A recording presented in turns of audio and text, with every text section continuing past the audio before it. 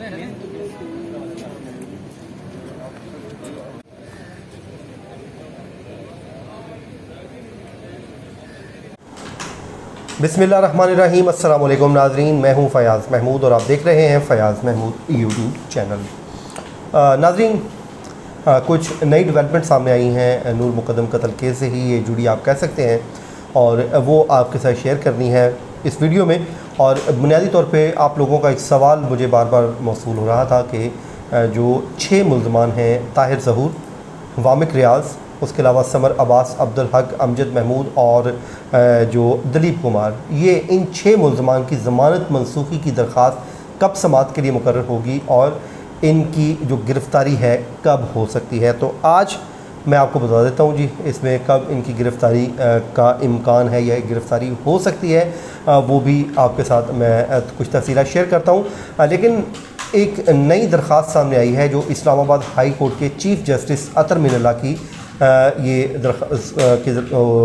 Court में समाअत हुई, जिसका तहरीरी हुक्मनामा जारी हुआ है। उसके मुताबिक जो उनकी पिटीशन है वो क्या है, उसके नुकात हैं कुछ 12-14, वो मैं आपके साथ शेयर कर देता हूँ और उसके बाद आप इस इशू को प्रॉपर समझ सकेंगे। इस दरख्वास्त में जी जिनको फ़रीक बनाया गया है, एक तो चीफ़ कमिश्नर इस्लामाबाद हैं, दूसरे नंबर पर डिप्टी कमिश्नर इस्लामाबाद हैं, फिर असिस्टेंट कमिश्नर इस्लामाबाद हैं, एसएसपी पुलिस हैं जो ऑपरेशनल हैं, उसके अलावा एसएचओ जो रेलेवेंट थाना बनता है उसके एसएचओ को इस दरख्वास्त में फ़रीक बनाया गया है। ये एक ख़ातून है डॉक्टर इरम, वो थेरापी वर्क्स की ख़ुद को CEO ज़ाहिर कर रही हैं। उनकी जानिब से ये दरख्वास्त दायर की गई है, जिसमें उन्होंने कहा है कि मिसअंडरस्टैंडिंग की बुनियाद पे थेरापी वर्क्स को जो नूर मुक़द्दम कत्ल केस की FIR है उसमें शामिल किया गया है। दूसरा, वो ये कहते हैं कि असिस्टेंट कमिश्नर ने जब 25 जुलाई को हमारा जो ऑफ़िस है थेरापी वर्क्स का ट्रेनिंग ऑफ़िस है उसको सील किया,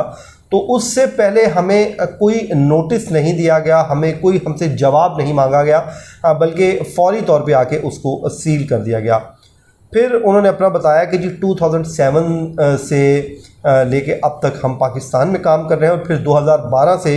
अब तक इस्लामाबाद में हमारा इदारा काम कर रहा है और ये थेरापी का काम है उनका। फिर उन्होंने कहा कि हमारे 300 से ज़ायद तालिबे इल्म हैं जो पाकिस्तान भर में फैले हुए हैं और वो यहाँ से मज़ीद ये जो इदारा है वो ग्रो कर रहा है।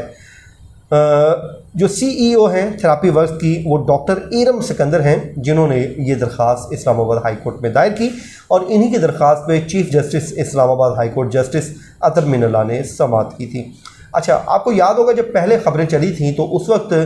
जो डिटेल सामने आई थी उसके मुताबिक ये कहा जा रहा था कि CEO ताहिर ज़हूर हैं जो नॉमिनेट हैं नूर मुक़द्दम कत्ल केस में। और अब लेकिन जो मामला है नया, एक इसमें आप ये कह लीजिए नया रुख सामने आया है, वो ये कि CEO इस इदारे की डॉक्टर इरम सिकंदर हैं, ये वो ख़ुद को कह रही हैं।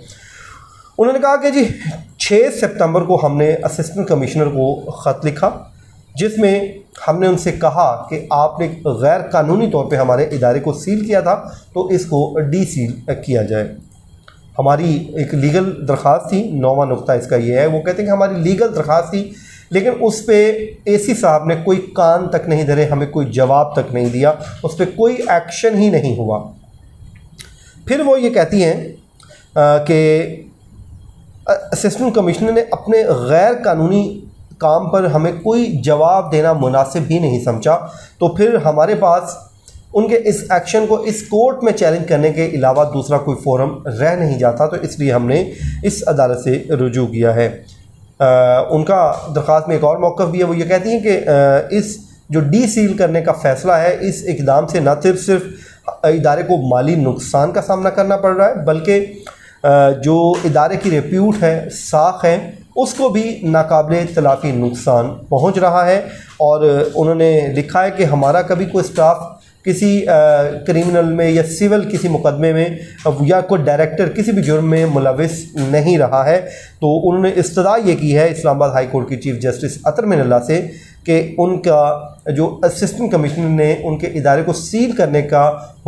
जो सील कर रखा है उस फैसले को गैर कानूनी करार दे के कलअदम करार दिया जाए और डी सील करने का हुक्म जारी की दिया जाए और असिस्टेंट कमिश्नर के उस फैसले को गैर कानूनी गैर आइनी इक़दाम करार दिया जाए, जिस पे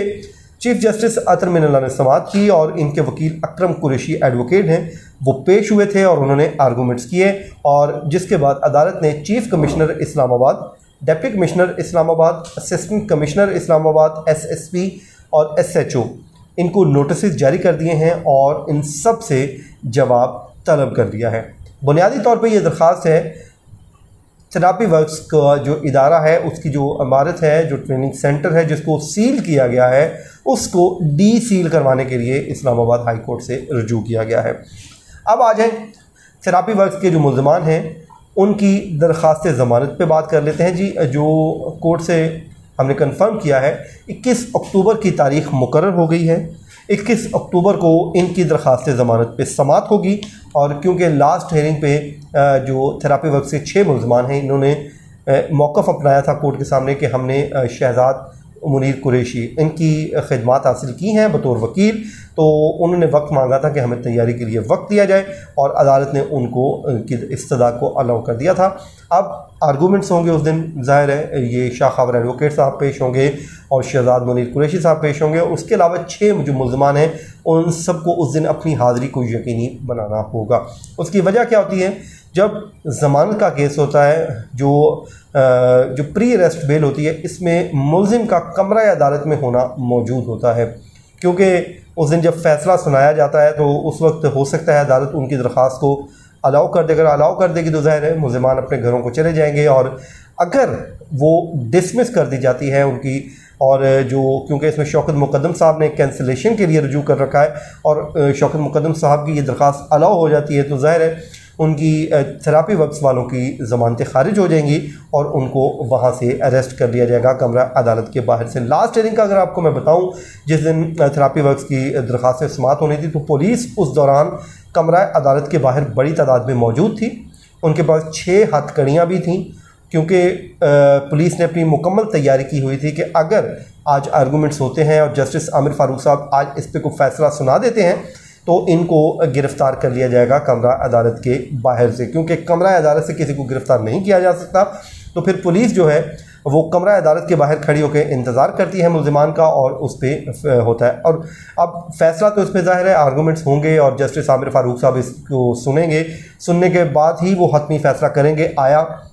कि इनकी ज़मानत खारिज करनी है या ज़मानत को बरकरार रखना है। अगर खारिज होती है तो ज़ाहिर है फिर पुलिस की मैंने आपको बता दी कि क्या तैयारी थी लास्ट हेयरिंग पे भी और अगली हेयरिंग पे भी वो ऐसी ही तैयारी के साथ आएंगे, क्योंकि उनकी मजबूरी है, क्योंकि अगर कोई मुल्ज़िम फ़रार होता है तो वो पुलिस से पूछताछ होती है कि मुल्ज़िम आपका कैसे भाग गया। तो वो कमरा अदालत के बाहर मौजूद होंगे और अगर ज़मानत खारिज होती है तो वो उनको वहीं से अरेस्ट कर लेंगे और लेकिन अगर उनकी दरख्वास्त ज़मानत अलाउ हो गई तो ज़ाहिर है उनको घर जाने की इजाज़त होगी। तो नाज़रीन, ये था आज का हमारा वीलॉग। अपनी दुआओं में याद रखिए। मुझे दीजिए इजाज़त। अल्लाह हाफ़िज़।